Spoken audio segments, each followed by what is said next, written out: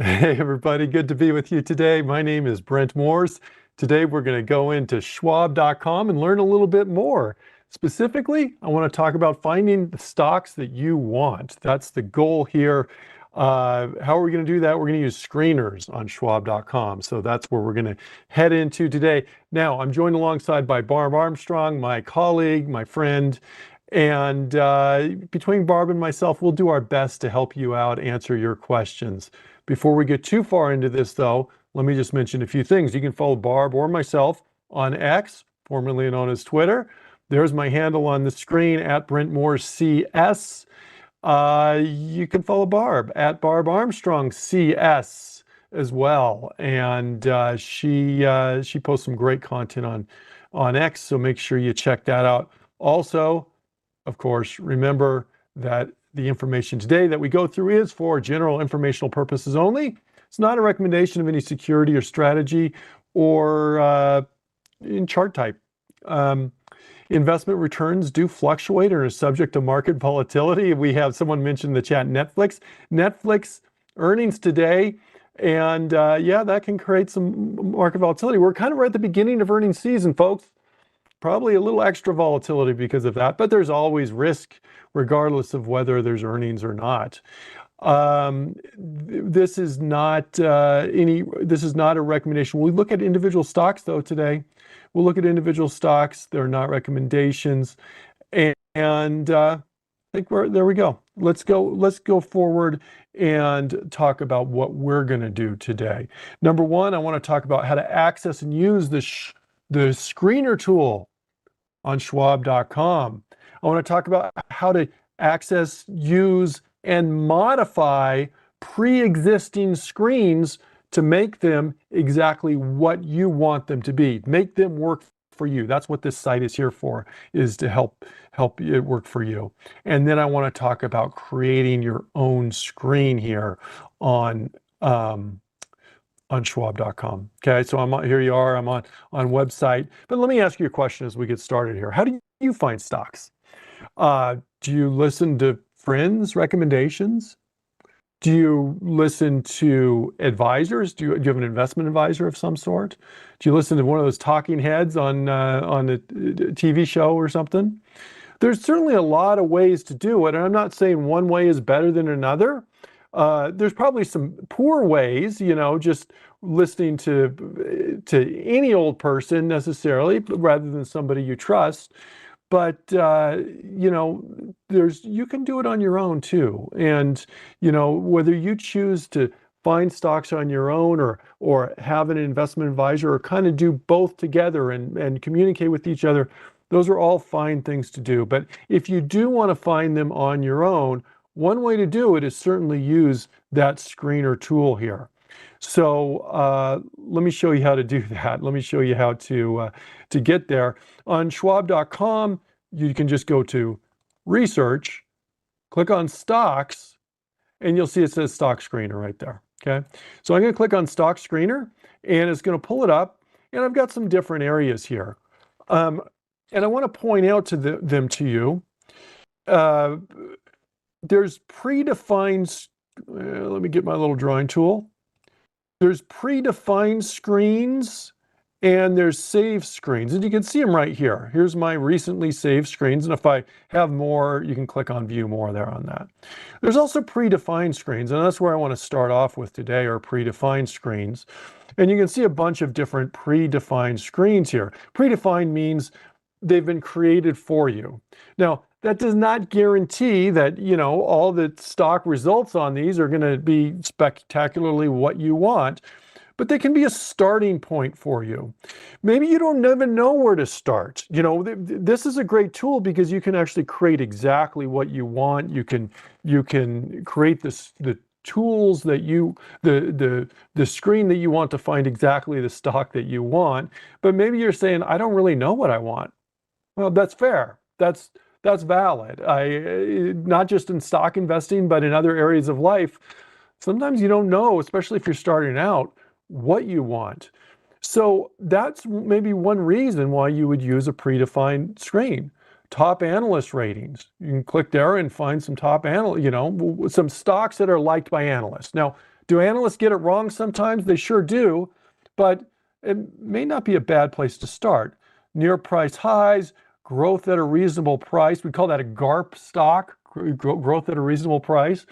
And maybe we'll talk about that a little bit more later. Small cap growth, large cap value. So there's a whole bunch of them. And you can always click on view more if you want. Let's do this one. Let's look at this here. Dividend growth. Because there's different types of screens, different types of investing. When I click on dividend growth, it comes up and it tells you the number of results here, by the way, 128 results, which is quite a few. If you're running a screen, in general, I would say 128 results is probably too many. Why do I say that? Because you don't want to have to sort through and look at 128 individual stocks. It's like if you're going in house hunting or car shopping, you don't want to test drive 128 cars. Maybe you want to just test drive a few, okay? Maybe you don't want to walk through 128 houses, but maybe you want to walk through several to find the right house that you're going to be living in. But 128 may be too many. So that's one nice thing on that. It tells you how many results there are. And you can see on here what it's looking for. What does dividend growth even mean? Well, look, here's what we can do. We can go right up here and we can look right up here and it says, here's the screener criteria. Looking at domestic stocks, okay, so US stocks, small, mid, and large cap. So that's going to exclude, these micro caps, these penny stocks and stuff. But it also leaves open quite a few because if you have small, mid, and large cap. Sectors and industries. Now, it actually says none selected. And that's fine. By having that in there, what it does is on the results page, you can see what the sector and industry is for each of these. And as you scroll down and look at it, you can compare and see. Sometimes you run a screener and they all come up in one sector. Maybe that's telling you something, okay? Maybe it's not a sector maybe it's just particular to that sector. Annual dividend yield. Now this is kind of an interesting one because remember, this is a dividend growth stock, dividend growth screen. The annual dividend yield is saying greater than 0.1%. Excuse me, 0.01%. In other words, it's not really looking for hardly just a dividend is all it's looking for. Nothing big, not a large dividend. In fact, it may be a very puny dividend. Now, keep in mind, when we're talking about dividend stocks, dividends can be discontinued. Right? Just because you get a dividend, that stock that's paying 3% dividend doesn't mean that 3% dividend is going to continue. But just starting out, when you're doing one of these pre-built screens, predefined screens, see what the criteria are so you understand what it's saying. This is not necessarily a high dividend. Let's move on because we may address that here in a sec. Increasing or decreasing dividends. Well, we want increasing dividends. Year over year increasing dividends. That's what it's giving us. Schwab equity rating. Again, I already mentioned on analyst ratings, just because there's a rating that's high doesn't mean it's necessarily going to turn out that well. But some people really like those Schwab equity ratings. SER stands for Schwab equity rating, percentile rating. Here it's saying 1 to 15. Now you may be going, that doesn't sound very good. I took the SAT, I don't know how many years ago, like better part of 4 decades ago. I took an SAT, and I think they sent me a percentile ranking. I don't even remember what percentile ranking I was in the different categories or whatever, but I seem to remember it the way they ranked is you want it to be high. You want it to be 90th percentile or something like that. This is different. This is lower is better. So 1 to 15 would put it in the top 15th percentile, the way that, or I know a lot of things do, the higher percentiles higher, that's actually better in that. Okay, but as I mentioned, we have a little bit of a challenge. We got 128 results here on this. Here's what I want to do. I want to narrow this down a little bit. We're going to start with this pre-built screen, this predefined screen, but I want to modify it to a more reasonable number. And I also want something more than That's kind of a puny dividend level, to be very honest, there for what I'd consider a dividend growth company. So what we're going to do is we're going to go up here to where it says modify screen, click on modify criteria, and now it's just going to show it in a different way. Here it is. It's going to show it up here.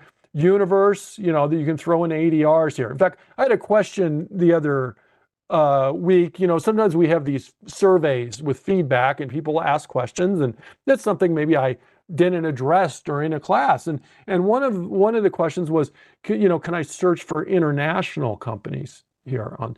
No, we can't. Well, we can search for international companies, but not on international exchanges.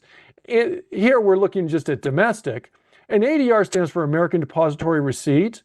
These are international companies, but they're trading on a US exchange.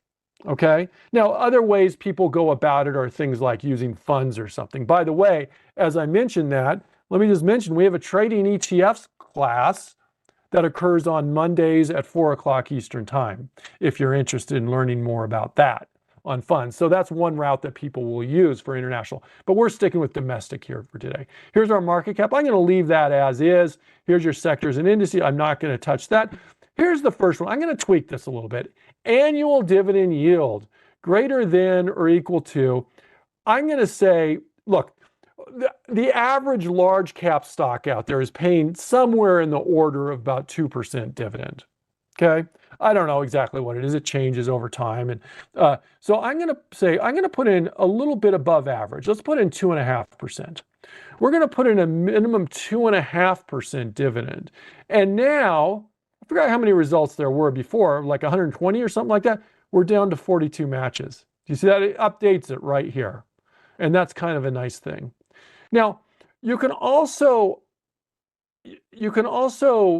pay attention to some of these values here. Increasing or decreasing dividends. Well, I want increasing dividends, but not only do I want, for dividend growth investing, not only do I want dividends at a, you know, what I'd say a respectable level of dividend, but what I would say is we want them, the growth rate on the dividends to be more than just a minuscule growth rate too. This is really just open-ended, it's increasing, but we can enter specific values here. So here, now it's saying between, and I'm just going to put in, what if we say 10% growth in dividends? Now, that dividend growth screener, which was giving us 140 or 120 stocks or however many it was, now we got it down to 15. Now we could add in more parameters there if I wanted to. You can just add them in by clicking them on over here on the left. You can modify existing parameters here. But here's what I'm going to do. I'm going to view these. Okay. But actually, before I do so, what I want to do is I want to save this screen. Okay. So I'm going to click on Save Screen here. And I'm going to write this div growth 2.5% yield min. Okay. So we'll just name it that. Okay. So I'm going to click on Save. Now we've saved that screen. We'll go back to that in just a little bit, but let me click on View 15 Matches. Now here's our results. Now this is what I mentioned earlier, you know, why we may put in the sector parameter, even though we're not narrowing it down at all. Here we can kind of see we got a financials, energy, discretionary financials, real estate financials, communication services, financials. In other words, we're kind of financials heavy with that, and that's fine. But it's not, but it does give us a good mix. We got financials, energy, discretionary, real estate, communications.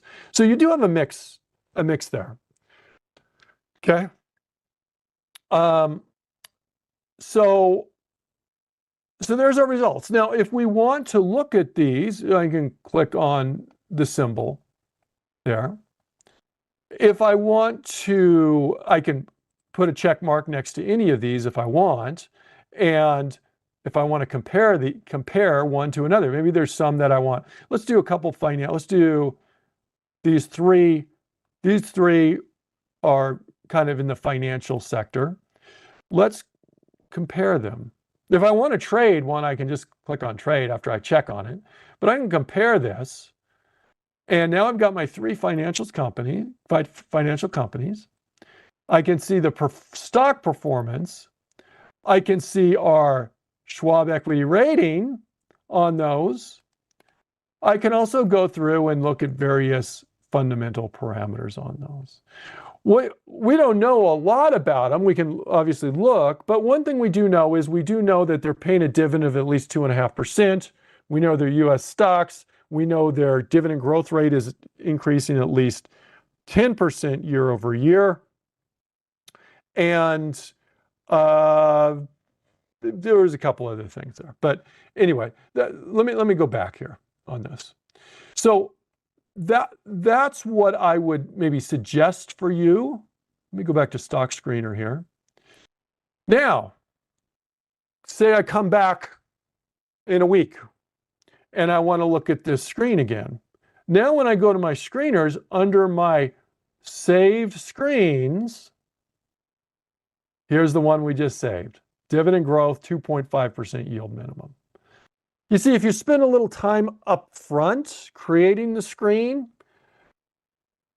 be thoughtful about it and tweak it as necessary. A lot of times I say with screening, you don't know what you're going to get. No matter how much you plan it out ahead of time, you're really going to be uncertain on exactly what you can get. Sometimes, in other words, I think I've come up with a great screen, and I run it, and the results that come up aren't the ones I want.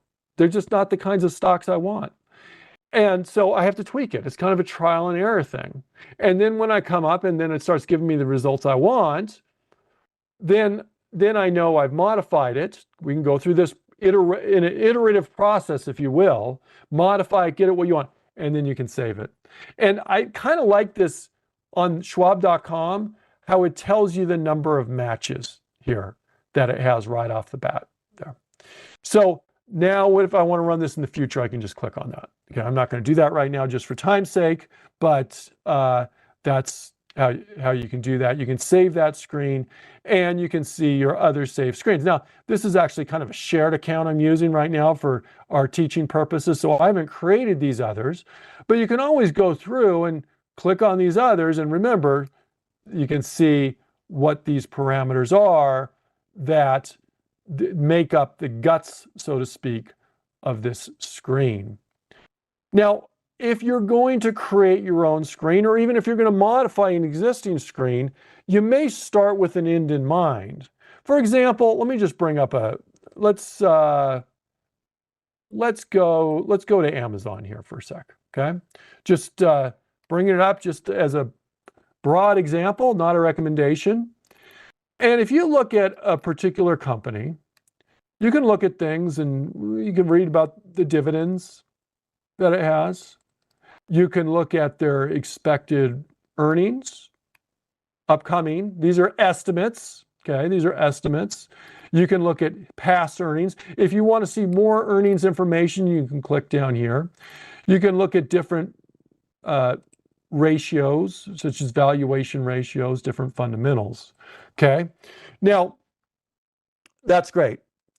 But consider what kind of stock that you are interested in. Let me just kind of break it down for you in a way. So it's a lot of times, and I don't want to be overly reductionistic here on this, because sometimes you can make things kind of black and white, and sometimes there's some gray area, so to speak.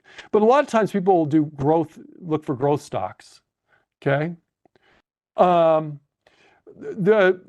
value type stocks, or dividend type stocks, right? Okay, or maybe you're looking for a if I can spell technical, or a momentum type trade. So these are all things you can screen for here on Schwab. What are some of the parameters you would use typically if you are doing a growth stocks? stock? Well, typically you do something like earnings growth, maybe sales growth, maybe cash flow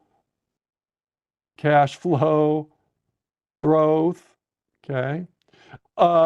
Maybe you'd look for things like return on equity or even a return on assets, okay? And so often you may look for things like margins, okay? So for example, maybe a net margin or an operating margin. So these are all kind of typical criteria or parameters for a growth type search, okay? What about a value type search? What would be things? Well, you may look for things like a PE ratio or a price to sales ratio or a price to book ratio. I'm abbreviating here. A PEG. I think we had a pre-built one for a PEG ratio, which is a price to earnings growth, which just basically compares its PE ratio to its growth rate, projected growth rate. Okay, that would be kind of a typical type value type parameter. And so there we go. And dividend. What were kind of dividend? Well, you look at yield typically. That would be a pretty common dividend type parameter, right? Maybe a dividend growth rate. Perhaps even like a payout ratio. A payout ratio compares what the dividend payment is as compared to the company's earnings, so that you can have confidence they're going to continue to pay that. And technical momentum, maybe you look at something like an RSI value. Okay, you could do that, or a moving average, or you could do a price appreciation. Okay, price gain. Okay. Now, so obviously we can go into more, and I don't want to spend any more time on that, but those are just some examples of the types of parameters you may use for each of these categories. And I want to look at these in just a sec. But keep in mind, there's some parameters that are probably going to hold true for any of these. Like, for example, let's say there's a debt to equity ratio or something like that, okay? Or debt levels. Well, is that exclusive to growth companies or value company? No, not really. Or how about an analyst ratings? An analyst rating. Does that apply to dividend stocks but not others? No. So there's some that could certainly go between these different types of stocks there. Okay, so let's go back here. And so I guess my point is, start with what you want in mind, begin with the end in mind, so to speak. And then what you can do is we can go to here and we can go to our stock screener. Now at this time, instead of going to our predefined screens, which I think are a great way to start out, or ones you've saved in the past, you can always create your own screen, okay? And so as you do that, you go to the left-hand column here, okay? Now we got a bunch of different categories here. There's a little plus sign. You can click on that little plus sign. So if I want to click on universe, that's where we came up before. I'm just going to stick with domestic stocks here. So what's our end in mind here? Well, for our example purpose today, I'm going to do kind of a GARP screen, okay? GARP, growth at a reasonable price. In other words, I want stocks that maybe exhibit some characteristics of growth, but also some characteristics of value at the same time. So it doesn't fall clearly in the growth or value category. Okay, but let's do this. I want to go through some of these parameters. I'm not sure I'm going to go through all of them, but we'll look. I want to look at a bunch of them, and then we'll actually add some of them. I'm going to click on market cap, and I'm going to stick with large cap here stocks. Now, what I've done is I can pull this up, and I've domestic. There we go. And we'll do mid and large cap. So you can kind of get a running tally, so to speak, of the results as we come down. I'm going to do, so I can pull up sectors and industries. I'm going to pull up that. Now, I'm not actually going to narrow this down, but if I wanted to narrow it down to communication services, I would, just put a check mark there, and you can see how much that narrows it down. But let me uncheck that. But I'm going to leave that up there just for our purposes here. And you can do the same thing with the sub-industry. You can go to a particular exchange. You can look for stocks that are on a particular index that are trading at a particular price. Now, maybe I don't want anything under $10 a share. I can just simply click on all these, okay? If I want to be specific, let's say I want $15 a share or something, then I'm going to click on enter specific values. Maybe I'll do that here. I'm going to say between 15 and I can leave that open-ended. I don't have to put anything on the upper end there. So there's my price, okay? So most stocks are $15, so it's not really narrowing it down that much here, but there we go. So let's keep on going down. Percentage held by institution, average volume, that often speaks to liquidity. If you're an options trader, and I'm not going to get into options today, but if you're an options trader, certainly liquidity issues are an issue here. Maybe you want something with a higher volume. I'm going to go to average 10-day volume of, for our purposes, I'm going to say 250,000 or more, but for a lot of options traders, it may actually have been more than that, okay? And we can go on down. Short interest, well, what's short interest? Short interest is basically traders who have outstanding short shares on a stock, which means they are anticipating the stock is going to go down. So generally that's kind of a negative sign for a company if it has a high short interest. I can click on short interest here. And like these are pretty high levels, to be honest. 10% or more would be a very high level of short interest, just saying here. Maybe I'm going to click on interspecific values and I want it no more than 5%. Okay. So we can narrow this down and you can see that it didn't even narrow it down that much. So, so there we go. That's short interest. So you can go through upcoming earnings, upcoming splits. Okay. I think those are fairly self-evident. For our purposes, I'm not going to add dividends to this, but notice we got a lot of dividends there. And as I mentioned, dividend yield is a very popular one. Payout ratio is a very popular one. Remember, that's how big that dividend is compared to earnings. A lot of traders don't like to see that dividend payout ratio to be above 70%. Or 60%, or somewhere in that ballpark. In other words, if they're bringing in, say, for every dollar of earnings, they don't want to be paying out a full dollar in terms of the dividend because that doesn't leave any left over, right? So they'd say, well, the most I'd want is only 60% of dividends paid. So that's what a payout ratio is, okay? So in terms of the dividend area, I'd say the yield, the payout ratio, and increasing or decreasing dividends. We actually kind of already explored that in our example modified screen. So I'm not even going to touch dividends here on this sample screen that we're creating from scratch. So I'm just going to minimize that dividends. And we can go to analyst ratings.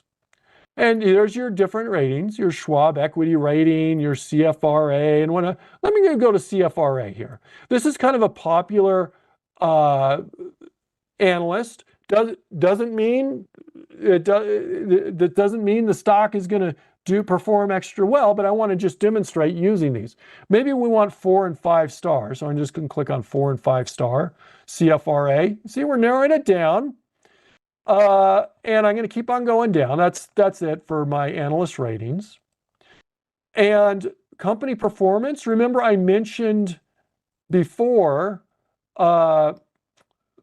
For earnings type investors, we'll say, very often what they look for, or it's not earnings type investors, growth type investors, they're looking for earnings growth. Okay? So they can look at past earnings growth. They can look at estimated future growth. Okay, so let's go TTM with just a couple abbreviations here. MRFY. What's MRFY? Most recent fiscal year, MRFY. FY is fiscal year. MRQ, most recent quarter. Okay. TTM, trailing 12 months versus trailing 12 months a year ago. So we're looking at, in other words, the last 12 months prior to, as compared to the 12 months prior to that. So I can click on that. That'll give me a historical look at that. And we're going to say we want at least 15% or so. Okay. So that's growth history. What about expected growth? Estimated earnings per share growth. Let's go next year's growth. Okay. And I'm going to do something similar. I'm going to say at least 15% expected growth here on that. Okay. So this clearly has a growth emphasis here on this. Now you can do the same thing on revenue, estimated revenue growth. Okay. Let's go estimated revenue growth, and I'm going to go next year. And I'm going to do the same thing. I'm going to go at least 15%. Okay. Now we've overshot the mark here, and we're down to 3. Okay. So that, you know, that we could just leave it at that. I'm actually going to take that out. I'm just going to X that out because I want to show you at least that we can use some valuation parameters here as well. Let me minimize that. Okay, we're doing okay on time. I can go to price performance. Remember, when I was kind of saying you could do more of a technical or momentum-based approach, maybe you could use price change as an example. You can also do relative to the S&P 500. I want this, say, over the past year to be outperforming the S&P 500. Let's do it. Okay. I'm just going to check all these, everything that's positive here on that. Okay. And that, again, cut it almost in half there. And you can add other performance versus its own industry if you want. Total returns. Beta, which is kind of a volatility measure. Maybe you want stocks that aren't going to be as volatile. I'm going to click on beta here. And I'm going to say, look, I want my beta to be, I'm going to enter specific values. I'm going to say anywhere between 0 and 1.5. Now, 1 would be basically equal volatility to the S&P 500. Okay. That's what a beta of 1 would be. 1.5 is actually more volatile than the S&P 500. So we're saying it can be as volatile as the S&P 500, even a little bit more perhaps, but not super volatile. So we took out the top, basically the top third of the most volatile stocks out of that equation. Okay. All right. Let me scroll. So you can see what you can just kind of go through and look at some of these, and let's do a price to earnings ratio. And I'm going to say I don't want anything more than, we'll say 30. Okay. Well, there we go. That narrows us down to 3 stocks here on this GARP search. And sometimes if you overshoot a little bit, you can go back and reevaluate these. And maybe I was a little bit too aggressive on my growth. This is, I guess, GARP with a little bit extra emphasis on the growth here is how I would maybe categorize that. Or you can, minimize the the ratings, what does that do? If I do CFRA to 3 instead of 4, play around with it. See what you come up with. In this case, what I'm going to do is I'm going to actually get rid of the expected next year growth, because what I want to do is I want to emphasize another value parameter here. I'm going to go, in addition to PE ratio, I'm going to go to price to earnings to growth ratio. Now, for those of you who aren't familiar with price to earnings to growth, basically it takes a PE ratio, PE, and it divides it by its projected growth rate. Okay, so let's say your PE ratio is 20. Okay, so your PE ratio is 20, and our expected annual growth rate for the next year is 20%. That would give me a PEG ratio. This is PEG, PEG ratio. That would give me a PEG ratio of 1. And that's a fairly typical, for those people who use PEG ratios, I said 1%, not 1. That shouldn't say 1%. That is just 1. That's a fairly common type cutoff that some people use in terms of those who really want to emphasize the growth element here on this. Now, most stocks don't have a PEG ratio of 1. Most have a PEG ratio over 1. So this can be kind of hard to achieve sometimes, but it's kind of a parameter that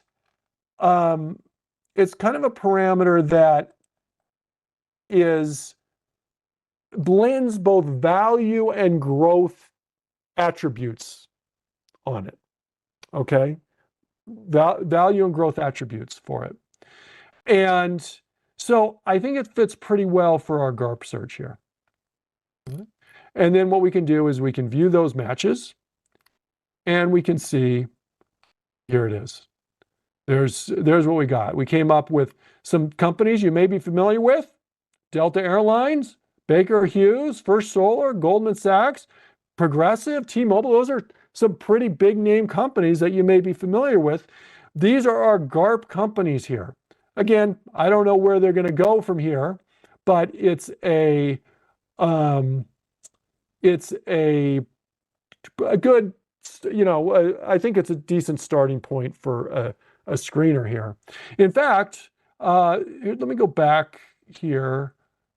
And let me go back one page. Oh, I shouldn't have done that. I blew it. I don't know why I don't know. I shouldn't have hit that back button. Sorry. I forgot where I was. But anyway, that's a GARP search that you could use. They actually have a growth at a reasonable price here on their predefined screeners. They use the same PEG we used. Their growth history goes back a little bit further. They used a return on equity, which we didn't use. They used an expected growth rate compared to their industry group, and they used a price to book. They did not use a PE ratio. They did not use a projected earnings growth. So just a different screener. This one is a very reasonable growth GARP screen there on that. Okay. So there you go. That's the basic, our goal today was just to introduce you to the screeners on the Schwab.com website. In future sessions, not next week, but in times in the future, we'll actually focus in on finding and evaluating growth stocks or value stocks or dividend stocks. We'll get a little more specific on that, but I wanted to give you a broader approach to finding these stocks that are going to be helpful to you. Now, one other thing I would mention is last week in this class, what I did was I went through charting on Schwab.com. And for those of you who are newer to Schwab.com and are interested in learning more about Schwab charting, here's a playlist for this class that you can go back and you can just find last week's class. This class is recorded. It'll be added to that same playlist. And I put that playlist in the chat for those who are live. If you're watching on recording, no worries. just go to the Trader Talk Schwab channel on YouTube, and you can find the playlist for this class, and you can go back to past sessions on this class. And each week I'm going to hit up a different aspect of Schwab.com. I want you guys to be comfortable with this website here. I want to thank Barb for helping me on the chat. Let me just make sure. I don't think there were any survey links in the chat. And I think we got some questions. The one main question, I think it looks like it got answered. And so I think, thank you very much for helping me out, Barb, and everybody else in the chat. Coming up next, we have Edge to Thinkorswim Desktop. So make sure you check that out, especially if you're a StreetSmart Edge user and you're trying to make that transition to the Thinkorswim platform. Check that out. That's coming up at the top of the hours. And so everybody have a wonderful rest of the day, and we'll see you same time next week. Bye-bye, everybody.